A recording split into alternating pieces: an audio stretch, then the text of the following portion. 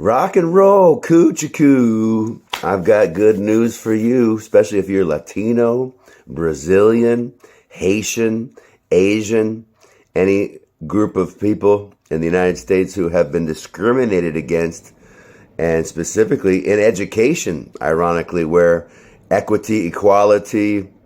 morality, humanity should be here in society, in the what we call the greatest country on earth, the United States of America. But I've got some interesting news, because the school districts and the school boards and the departments of education across our great nation are trying to save money and outsource and fire all the brilliant minds and educators and graders who grade these standardized tests that they continuously pressure and push on administrators and teachers and students to grade the schools and grade the performance and the achievement of our lovely and wonderful students. But all the while, they're letting computer bots grade these tests, and specifically the essays and the written component therein, which in the state of Texas, now we've got up to 25% of the test being open-ended questions, yet there's no human being grading that part of the exam. Ironically and frighteningly,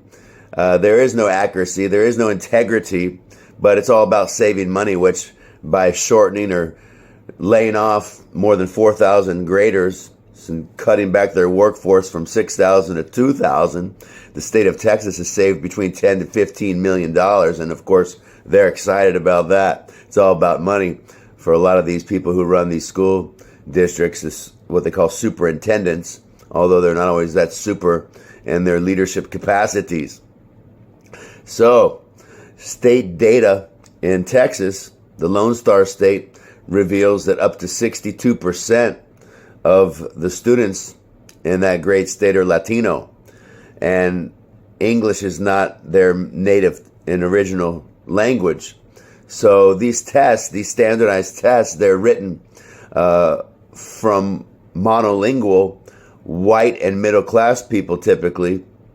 and they don't understand the linguistic patterns and nuances of bilingual people who don't speak English as their first language. And therefore these lovely bots who grade these written essays and open-ended questions that are not multiple guess, they oftentimes, when they see a test question answered in a foreign language, or if a Portuguese or a Brazilian student uses Portuguese, or a Latino student answers in Spanish in part or in full, immediately the bot flags the answer, because the bot's only been programmed to read in English. And thereafter, once the test has been flagged, the test has to go to the grader. But that's a form of discrimination in and of itself, because there is not an equality of grading therein, because you're penalizing a student because they have not answered like a bot or a machine to fit the little box, and then they are flagged. And then the English language learner, or the Spanish speaker, or the Portuguese speaker, or the Haitian speaker from the Creole speaker from Haiti, is suddenly thrown into a whole other category, whereby they have to be graded differently, and that eviscerates and removes equality in and of itself, and thereby there's no equity in the whole process, which some educators and administrators have said for years needs to be eliminated altogether, because it honestly and accurately does not assess student achievement. And it oftentimes misdirects teachers' focus in the classroom, teaching to the test. And when you're having robots grade the test, all you're doing is encouraging and incentivizing teachers and students alike to be robots and to not think critically or write with any authenticity or originality, and thereby lose their voice to try to game the test to be good on paper. But the economically disadvantaged and those who are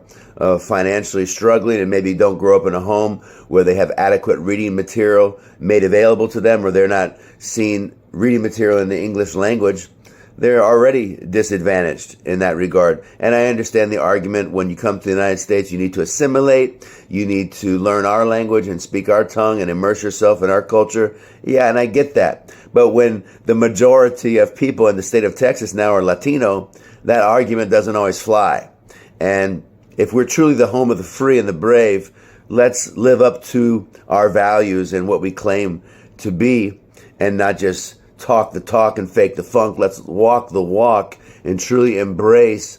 and upgrade our academia and our educational processes with the times in which we're living, because now we've got Latino students who outnumber white students in the state of Texas. And stop living in denial and merely pleasing and appeasing the test makers and the administrators who are profiting off this process, and thereby trying to reduce the costs of conducting and grading it with bots, and thereby further harming both the educational system in and of itself and the educators and the students who are being subjected to this inhumane process. So if you are a Haitian student, an Asian student, a Middle Eastern student from India, Pakistan, Brazil, Haiti, Venezuela, Cuba, anywhere in the world that you are not being provided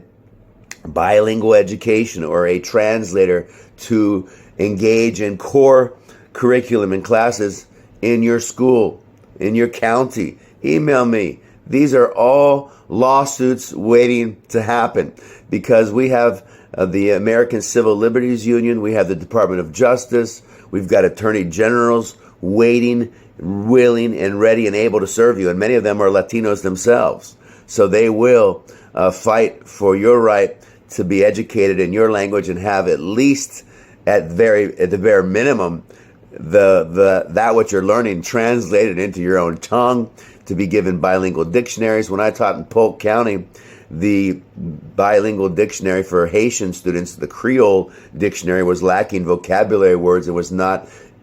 sufficient, nor was it equivalent to the Spanish dictionary for the Latino students. So the Haitian students are at a great disadvantage in the state of Florida. I've taught in Dade County, I've taught in Orange County, I've taught in Polk County, and I've taught in Lake County. I've taught in Palm Beach County. So I know a little bit about the state of Florida. And I'm also licensed as an educator in California. In California and Oregon are the only two states that really took the initiative to advise their educators how to use AI, artificial intelligence, and bots in the grading system and provide them any guidance. Whereas a lot of these other states didn't even engage, inform, or make the educators aware of this whole bot grading process, although it's already been proven and released and made known by Vice News that more than 21 states are already using bots in their grading system of these standardized tests, and thereby oftentimes discriminating against the students who don't speak English in their grading systems. And if a student answers in a word that's not English, that's not discernible, or if they use slang or any type of lingo that is not traditional, it doesn't fit the box, it doesn't fit the way the bot's been programmed, it gets flagged, it gets kicked out, and more zeros, more and more students are getting zeros for answering these questions because they don't fit the programmed thinking of a bot. So that's how smart we are in America, and it's very sad. If you're in another country and you're looking to keep the integrity of your educational system and not be computerized and robotized and dehumanized, you can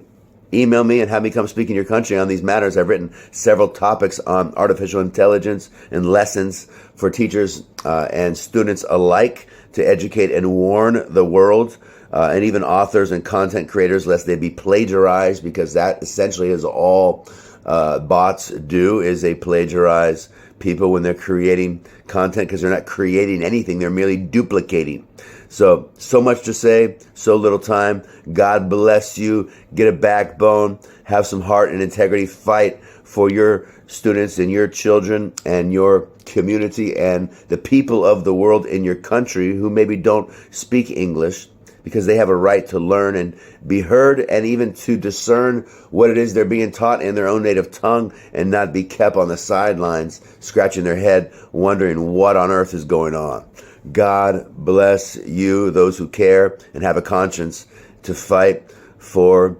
the minority students and those who are being disenfranchised and discriminated against, and not giving equal access to meaningful education in the USA and elsewhere throughout the world.